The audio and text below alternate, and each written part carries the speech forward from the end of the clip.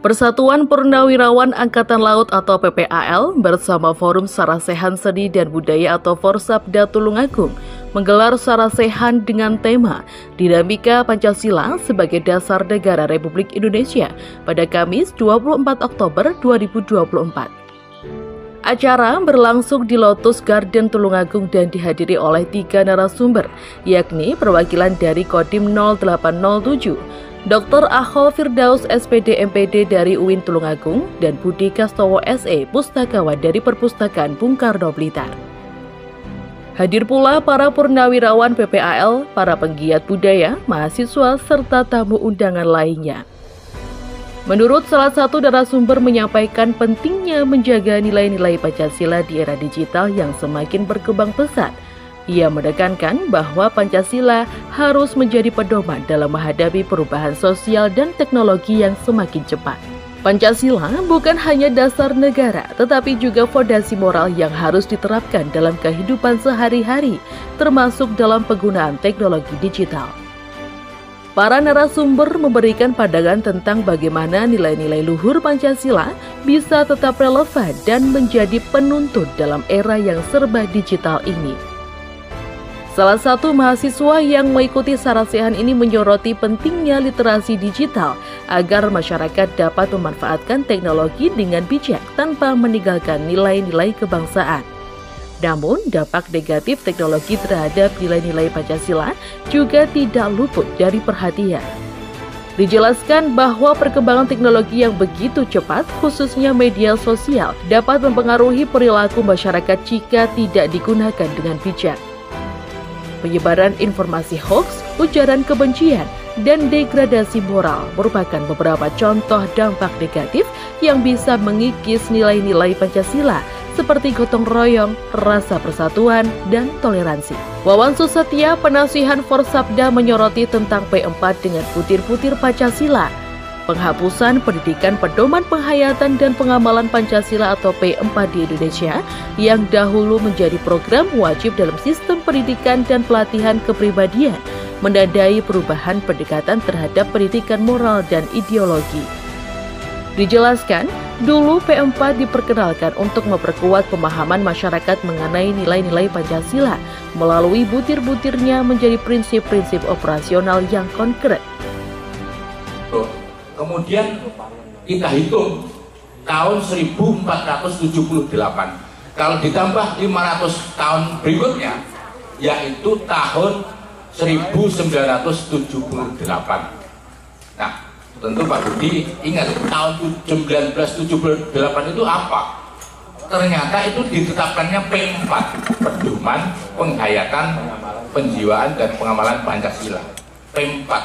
Menurut saya sendiri, P4 yang begitu bagusnya dengan 36 butir Pancasila itu ternyata setelah reformasi itu dihapuskan atau dihilangkan, sehingga dampaknya anak didik kita, anak-anak SMP, SMA tidak hafal Pancasila, apalagi disuruh menghafalkannya. Hafal saja tidak gitu. Ini tadi juga ada teman yang silahkan Pak, bunyinya gimana? Lupa gitu. Nah, ini menggambarkan bahwa kepribadian kita hilang. Nah, ini entah saya diberi tanggapan atau tidak, terserah Pak Ahol dan Pak Budi tentang wacana ini, entah ini sejarah atau hanya simbolik, peristiwa simbolik. Tetapi kenyataannya bahwa 500 tahun dari Supoto Sabdo Palem tadi itu kemudian terjadilah P4 tahun 1978 di zaman Orde Baru, tetapi isinya sangat bagus menurut saya dengan 36 butir Pancasila itu, dan kemudian diterapkan di dalam sekolah-sekolah yang kemudian anak didik kita mengetahui tentang butir-butir Pancasila yang kemudian bisa diamalkan. Nah, sekarang dengan dihilangkannya atau dihapuskannya 36 butir Pancasila itu semakin paradokal itu, kata saya itu. Nah, itu yang pertama. Yang kedua, Pak Ahol tadi juga mengatakan titik temu. Jadi ada Siwa Buddha, kalau dihubungkan dengan Prabu Kertanegara Raja Singosari yang terakhir. Nah, dalam hal ini Pancasila juga ada titik temu dengan rukun Islam. Jadi dimulai dari syahadat, sholat, puasa, zakat, dan haji. Dan kemudian juga Pandowo, 5 Pandowo itu sangat terkenal di dalam kebudayaan Jawa, mulai dari Prabu Puntadewa, kemudian Werkudara, Arjuna, Nakula, Sadewa. Jadi ini padanan atau simbol-simbol yang loh kok ya mengena gitu. Jadi Pancasila dihubungkan dengan Pandowo misalnya. Yang pertama ketuhanan yang Maha Esa. Dalam Pandowo kita tahu bahwa Prabu Puntadewa itu identik dengan ucapan atau pernyataan saja, bukan tindakan. Prabu Puntadewa hanya menyuruh kepada adik-adiknya kalau ada apa-apa dengan Raden Werkudara atau Arjuna, selesai. Itu Prabu Puntadewa. Kalau dihubungkan dengan rukun Islam, jelas syahadat itu adalah sebuah pernyataan. Ini identik dengan Prabu Puntadewa. Sedangkan kedua Pancasila, ini saya mohon maaf agak berbeda dengan Mas Budi Yuniarto yang nanti mungkin juga akan menambahkan. Kalau di dalam wayang itu nomor 2 itu Bimo. Tetapi menurut pandangan saya dalam hal ini Bimo itu karena lahirnya bungkus, sehingga lahirnya itu didahului oleh adiknya yang namanya Arjuna. Maka Arjuna ini identik dengan yang kedua dalam arti kemanusiaan yang adil dan beradab untuk Pancasila tadi itu. Dalam arti kalau di dalam pewayangan Arjuna itu dikenal sebagai tokoh yang paling tampan, tokoh lelanang yang jagat itu simbolnya Arjuna. Dan itu sila yang kedua tadi, kemanusiaan yang adil dan beradab. Nah kalau dihubungkan dengan Werkudara itu yang berikutnya, dalam arti urutannya kedua memang Bimo, tetapi dalam hal ini Werkudara dengan gegemnya itu persatuan Indonesia. Nah kalau kerakyatan atau sila keempat dan kelima itu kembar. Jadi kerakyatan sila keempat dengan keadilan itu maknanya kembar, seperti Nakula dan Sadewa. Sebagaimana pula dalam rukun Islam antara zakat dengan haji itu juga kembar, maknanya kembar dalam arti yang keempat dan kelima itu kan zakat itu mengeluarkan harta, mengeluarkan uang, sedangkan haji bukan hanya harta dan uang tetapi juga tenaga, pikiran dan seterusnya. Nah ini kalau di era sekarang, oh gila orang itu. Jadi mereka mau mengeluarkan uang dengan banyak, tetapi kebanyakan orang sekarang mau lebih memilih langkah korupsi gitu. Ini paradoks yang yang saya sampaikan. Berikutnya lagi tentang paradoks yang tentang Pancasila. Kalau dilihat dari Pancasila, kalau ukur keberhasilan mestinya dari sila kelima dulu, keadilan sosial bagi seluruh rakyat Indonesia. Ternyata ketimpangan di negara kita sungguh sangat luar biasa. Satu orang kaya itu setara dengan 40 juta orang lebih. Ini suatu paradoks yang kemudian dari kegagalan pengamalan, maksudnya bukan silanya, kegagalan pengamalan sila kelima itu jelas dipengaruhi oleh sila keempat, dalam arti kegagalan mengamalkan sila keempat dan seterusnya sampai sila yang pertama. Dinamika Pancasila sebagai dasar negara Indonesia sangat terkait dengan sejarah dan budaya bangsa. Pancasila tidak hanya terbentuk sebagai hasil pemikiran para pendiri bangsa, tetapi juga mencerminkan nilai-nilai luhur yang telah ada dalam budaya masyarakat Indonesia sejak lama. Pancasila menjadi landasan ideologis yang menghubungkan nilai-nilai tradisional dengan semangat modern untuk membangun negara yang merdeka, bersatu, dan berdaulat. Secara budaya, Pancasila merupakan manifestasi dari berbagai nilai yang ada dalam masyarakat Indonesia, seperti gotong royong, musyawarah, dan rasa kebersamaan. Nilai-nilai ini tidak hanya hidup dalam filosofi Pancasila, tetapi juga telah mengakar dalam adat istiadat, tradisi, dan praktek sehari-hari masyarakat di berbagai daerah di Indonesia. Oleh karena itu, Pancasila tidak hanya berperan sebagai dasar negara, tetapi juga sebagai pedoman yang hidup dalam budaya bangsa.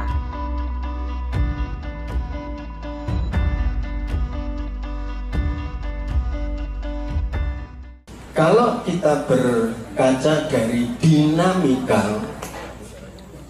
ini, gerak dari dalam, tenaga ini menggerakkan atau semangat. Dari bahasa Yunaninya dinamik, kekuatan. Jadi implementasi pada malam hari ini, dinamika pada malam hari ini, bisa enggak kita secara circle mengimplementasikan kekuatan-kekuatan yang ada dari nilai-nilai luhur yang ada ini di sekitar kita. Kalau sudah dinamika, kalau dari kesejarahan tadi saya catat dari beliaunya saudara kami Pak Akbar yang sering ketemu, misalkan ditulis juga dari penyatuan yang ada, dari dinamika yang ada dari ajaran Siwa maupun Buddha yang ada. Sebetulnya di era-era di sekitar saja, di sekitar kita tidak usah jauh-jauh, di kecamatan di Kedungwaru, di depan Masjid Baitur Rahman itu ada arca Dwarapala. Kalau Pak Akal tadi orang menyebut di Surabaya patung Jogodolo. Secara spiritual, motivasi pada saat dulu itu sudah diilhami pendidikan karakter.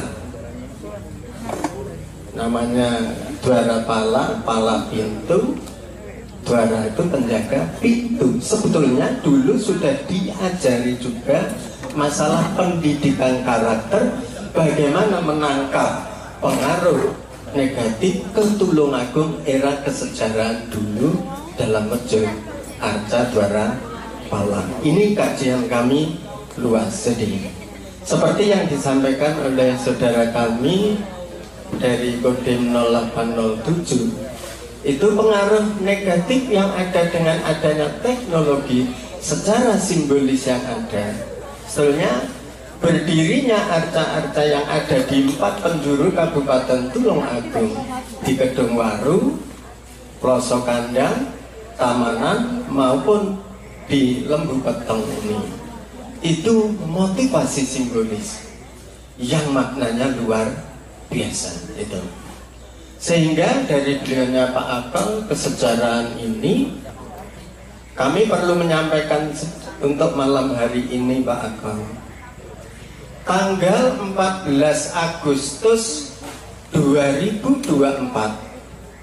bertepatan Hari Pramuka, kurang lebih pukul 1 sampai jam 2 siang kami mengikuti sidang Zoom dengan Dirjen Pendidikan Kebudayaan. Candi Dadi ditetapkan sebagai cagar budaya peringkat nasional. Jadi apa yang disampaikan oleh Pak Akal ini kalau dikuak ini sampai ke Candi Dadi, sampai ke Candi Boyolangu, sampai ke Candi Sanggeran. Sehingga kami tidak mengupas masalah itu, tapi hal-hal yang positif ini perlu kami sampaikan. Apa yang disampaikan narasumber dari Blitar, Paradok Persatuan, kemudian pengaruh IT, perbedaan TI ataupun IT, kemudian dari Pak Akal, pesan moralnya pada malam hari ini itu kebermanfaatan dari kegiatan apapun. Dinamika Pancasila sebagai dasar negara Republik Indonesia ini di dalam sejarah ini masih koma, belum titik. Pak Akal juga ngendikan kapan berarti itu koma. Sejarah ini adalah en malik, berulang kembali. Kalau Pak Akal ngendikan 100 tahun 1930, 100 tahun lagi pada tahun 2030 ini nanti apa yang terjadi, pelakunya, tempatnya, kegiatannya apa, sehingga sejarah itu bisa dikatakan en malik.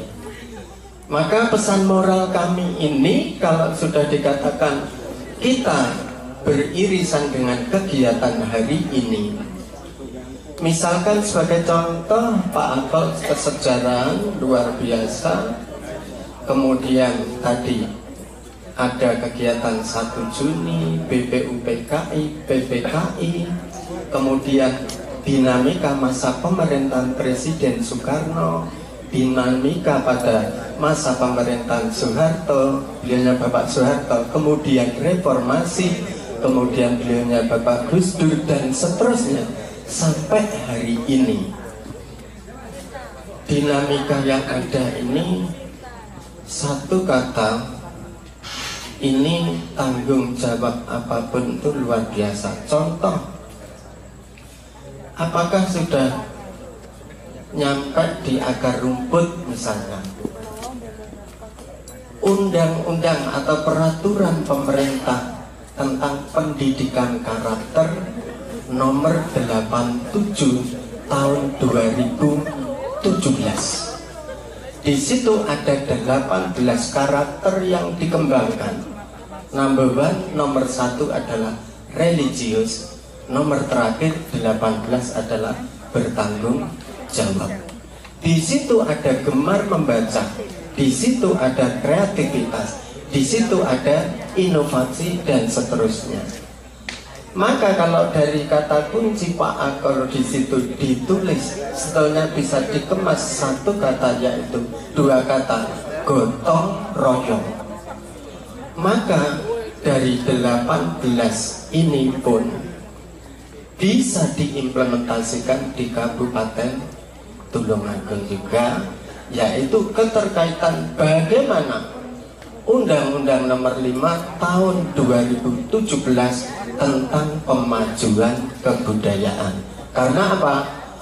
Apapun segala totalitas yang kita kerjakan pada malam hari ini, pengamalan Pancasila ini adalah merupakan kebudayaan.